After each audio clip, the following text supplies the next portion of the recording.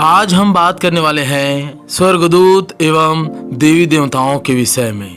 Bible और अन्य religions, अन्य धर्मों के देवी देवताओं के विषय में कि आखिर स्वर्गदूत कौन है एवं अभी वह सब कहाँ हैं, और देवी देवता कौन हैं एवं अब वे सब कहाँ हैं, और उसे क्यों देवी देवताओं का दर्जा मिला या क्यों वो स्वर्गदूत हैं। बातों एवं वचनों में आगे जाने से पहले अगर आप नए विश्वासी हैं, वीडियोस में आगे जाने से पहले अगर आप नए विश्वासी हैं तो हमारे चैनल के पास्ट वीडियोस को जरूर देखें, ताकि अब जो वीडियोस प्रेजेंट में बन रही हैं एवं फ्यूचर में जो बनने वाली हैं आप ज़्यादा आसानी से समझ पाएंगे, क्योंकि नए वीडियोस एवं वचन पिछले वीडियोस के आगे वाले भाग ही के आधार पर बनाया जाता है। आइए सबसे पहले बात करते हैं हिंदू धर्म से, जिसे सनातन भी कहते हैं, सनातन धर्म भी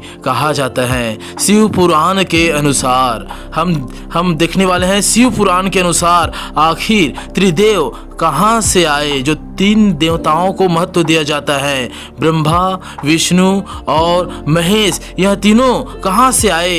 इंद्रदेव, सूर्यदेव, वरुण देव, चंद्रदेव और बाकी देवता कहाँ से आए। शिव पुराण में वर्णित कथाओं के अनुसार, दर्जित कथाओं के अनुसार सदाशिव और जगत जननी या अंबिका पहले थे, यानी देवी और देवता जो आदि शिव हैं, जो सदा शिव हैं, उसको और जगत जननी को, इन सब का उत्पत्ति का जनक माना जाता है। जो अंबिका हैं वही पहले थे, देवी और देवता वही पहले थे, और वही दोनों ने जल से निकलकर अर्थात समुद्र से निकलकर नारायण को अर्थात विष्णु को अस्तित्व में लाया एवं उसके हजारों सालों बाद उसके नाभि से ब्रह्मा को अस्तित्व में लाया एवं सदाशिव ने अपने रूप को भी अस्तित्व में लाया अर्थात शंकर के रूप को अस्तित्व में लाया, जिसे महादेव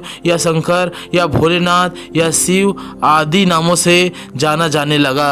और फिर इन त्रिदेवों ने अपनी अपनी स्थान ग्रहण किया अर्थात आदि शक्ति पर ब्रह्मा ने जो है आदि शक्ति पर ब्रह्म ने तीनों देवों को, जो आदि शक्ति पर ब्रह्म है, ये ब्रह्मा नहीं है, आदि शक्ति पर ब्रह्म है, वह तीनों को अस्तित्व में लाया और तीनों देवताओं को अधिकार दिया अर्थात ब्रह्मा को, विष्णु को और महेश को अधिकार दिया। और फिर ब्रह्मा ने ऋषि मुनियों एवं संतों एवं सप्तऋषियों को अस्तित्व में लाया, क्योंकि उन तीनों को जो अधिकार दिया, एक को रचनाकार का और दूसरे को पालनहार का और तीसरे को विनाश का, यह जो अधिकार दिया तो ब्रह्मा ने अस्तित्व में लाया। ये मैं नहीं, यह शिव पुराण के अनुसार से मैं आपको बता रहा हूँ। फिर पार्वती ने अर्थात आदि शक्ति ने दीति एवं आदिति जो दोनों बहनें थी, उनके द्वारा बाकी देवताओं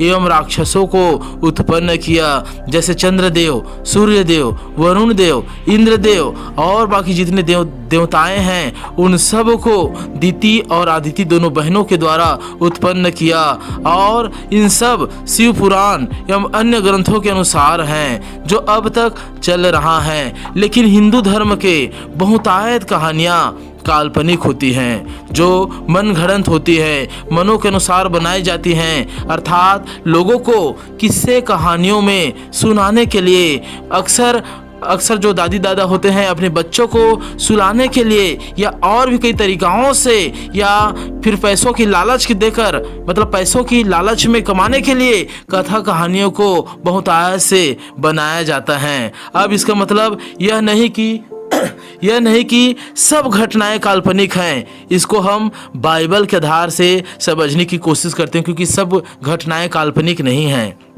बाइबल से समझने की कोशिश करते हैं कि क्या वास्तविकता में यह देवी देवता फैल हुए एंजल्स हैं, बाइबल के फैल हुए एंजल्स हैं अर्थात गिरे हुए स्वर्गदूत। बाइबल में जो जो उत्तम है, महान है एवं सर्वशक्तिमान है, वह यहोवा अर्थात परमात्मा पिता, परम प्रधान पिता है। और उसी ने उत्पत्ति 1 का 1 वचन के अनुसार आदि में आकाश और पृथ्वी अर्थात स्वर्ग और पृथ्वी और विभिन्न प्रकार के ग्रह, नक्षत्र, उपग्रह सभी को बनाया और अपने तीनों स्वभाव में एक बेहतरीन करूब की रचना की, जिसे स्तुति का राजा एवं लीडर माना जाता था। अर्थात उसके पास ऐसी डफ और बंसुलियां थी, ऐसे वीणाएं थी, ऐसे बजाने की कला उसमें थी कि सारे स्वर्गदूत उसके बातों में,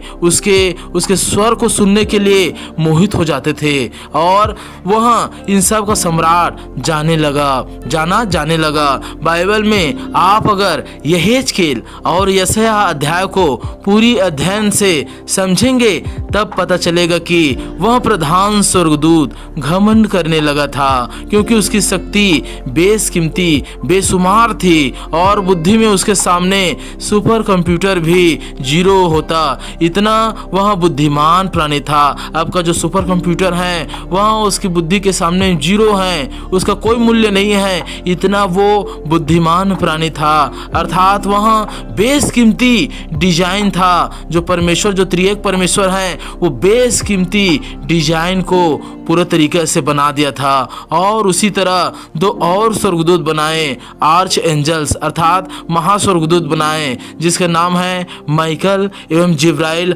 और विभिन्न प्रकार के सराफ और करूब भी बनाए।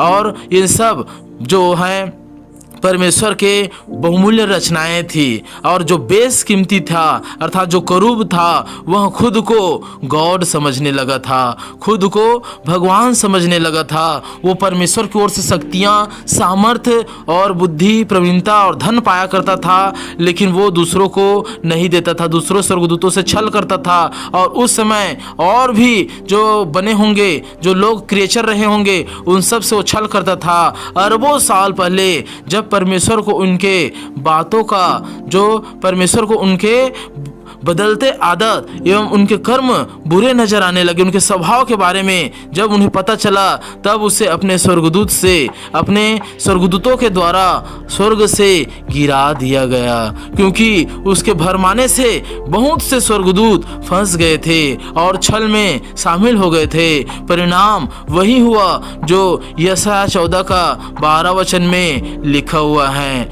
और भी वचनों में स्पष्ट लिखा हुआ है। उन सब को ऊपर से नीचे गिरा दिया गया और बहुतों को बंधनों में भी रखा गया। जब यह सब दूत गिर रहे थे, तब उसका नाम लूसीफर रखा गया, अर्थात O Lucifer, son of the morning, अर्थात सुबह का रोशन सितारा, भोर का बेटा। जब वह गिरा तब धरती पर ही गिराया गया था, क्योंकि धरती पहले उसी को दिया गया था, उसकी जगह हुआ करती थी, उसका स्थान था धरती। आदम हवा से पहले उसी का स्थान था। जब उनके कर्मों के कारण धरती भी मैला हो गया था, तब परम प्रधान ने धरती को विशाल जल में डुबा दिया था, साथ में उन सब गिरे हुए दूतों को जिनमें शक्तियां थी, और उन सब को भी गिरा दिया। फिर करोड़ों साल बाद जब परमेश्वर ने जल को हटाने के बारे में सोचा, जो उत्पत्ति 1 अध्याय में वर्णित है, जब परमेश्वर सोचता है कि हम जल को 2 भागों में बांटे करके, तब लूसीफर भी अपनी शक्ति के द्वारा अपने साथियों को जल में से निकाला और परमेश्वर से पलटा लेने के लिए अपने साथियों को अपनी शक्ति देना शुरू कर दिया। जितने उनके साथी थे जो गिरे हुए थे, उन सब को अपनी शक्ति देना शुरू कर दिया, अर्थात बालजबुल को, पैथान इब्लिस को और अपुल्योन को, और उन सब को अपनी शक्ति देना शुरू कर दिया, ताकि परमेश्वर के रचना को बिगाड़ सके। एक को परमेश्वर की रचना मनुष्यों को बिगाड़ने का, एक जो स्वर्गदूत है जो शैतान की ओर से है, उसको मनुष्य जाति को बिगाड़ने का उसको अधिकार दिया गया।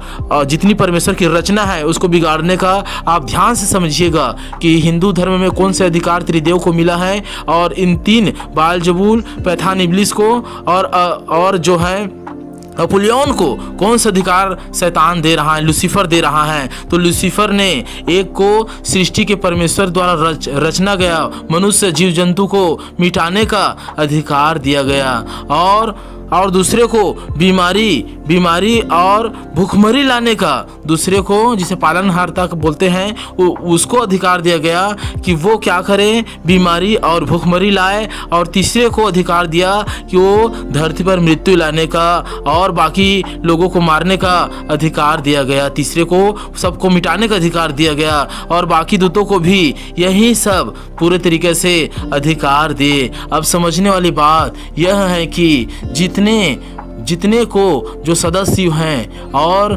जो जगत जननी हैं उन दोनों ने जो उत्पन्न किया, उन त्रिदेवों को उत्पन्न किया और बाकियों को उत्पन्न किया, जल में से उत्पन्न किया, वहीं बाइबल में स्पष्ट रूप से लिखा गया है कि वे गिरे हुए फैल हुए एंजल्स थे और अरबों खरबों सालों से वो गिराए गए थे और वो धरती पर समुद्र में वो चला फिरा करते थे और इन्हीं सब को निकाला गया।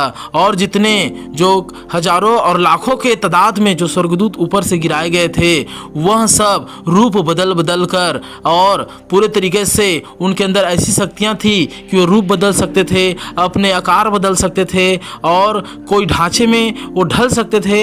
ऐसे उन लोगों के पास शक्तियाँ थी और वो शक्तियाँ आज भी हैं। और यही सब को जब आदम और हवा को बनाया गया, जब मनुष्य जाति की रचना हुई, तो धीरे धीरे यही जो गिरे हुए स्वर्गदूत थे वे जो आकाश में दूसरे स्वर्ग बना लिए थे, जो अंधकार हो गया था आकाश जहाँ पर ये सब उड़ते थे, जहाँ पर इन लोगों का युद्ध हुआ था, वो जगह भी अंधकार में हो गया था। और इतने अंधकार में हो जाने की वजह से उस जगह पर अशुद्धता छा गई थी। और जब धरती में से जल को हटाया गया तब वो लोग उसी आकाश में जाकर अपने कब्जा कर लिया, जगह बना लिया, झूठा स्वर्ग बना लिया। और जब परमेश्वर ने आदम और हवा को बनाया गया, तब जब मनुष्य की सृष्टि हुई, तब वे सब भी धरती को नजर लगाने लगे। और जब हवा ने वो वर्जित फल को खाया, जब परमेश्वर ने उसे मना किया था, तब अंधकार की शक्तियों को भी धरती पर रहने आने जाने का अधिकार मिल गया। क्योंकि धरती का मुख्य अधिकारी परमेश्वर ने आदम को बनाया, हवा को बनाया, लेकिन उन्होंने अपनी इच्छा से शैतान को बुला लिया, मतलब गिरे हुए फैल स्वर्गदूतों को बुला लिया। और उन स्वर्गदूतों ने जो ऊपर में भगवान तो नहीं बन सके, लेकिन नीचे में मनुष्यों के लिए वो भगवान बनना शुरू कर दिया, अपने रूप बदल कर दर्शन देना शुरू कर दिया और उनके सपनों में आना और उनके घरों में हस्तक्षेप करना शुरू कर दिया।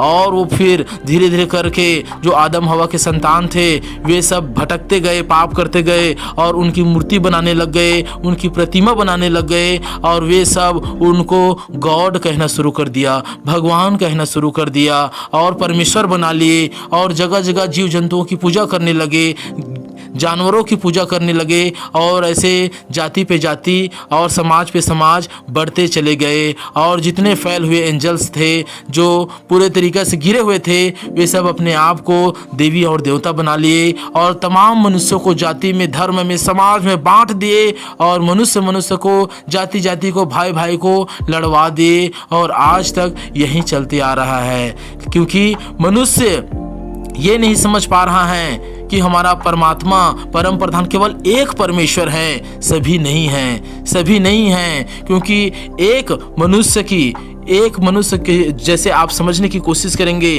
किसी का एक पिता है और वो सभी को पिता कहने लगे, ये अजीब बात होगी। या किसी पत्नी का एक ही पति है, अब वो पत्नी जाकर सभी को अपना अपना पति बोल दे, जितनी धरती पर मनुष्य हैं वो सबको अपना पति मानना चालू कर दे, तो कितना ये पाप होगा, कितना महापाप होगा।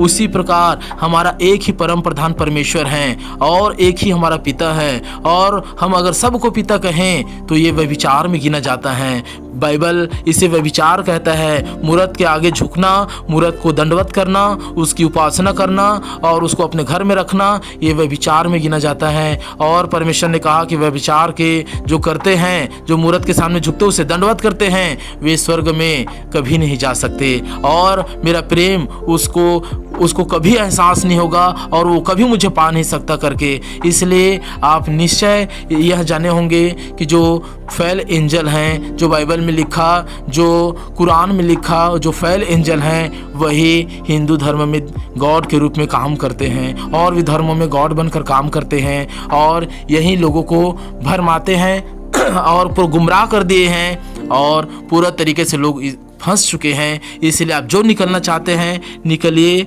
और आगे बढ़िए और सच्चाई को जानिए और केवल एक को मानिए, वो परम प्रधान परमात्मा है। उसका न अक्ष है, न रूप है, न उसका और कुछ है और उसी ने यीशु मसीह को भेजा।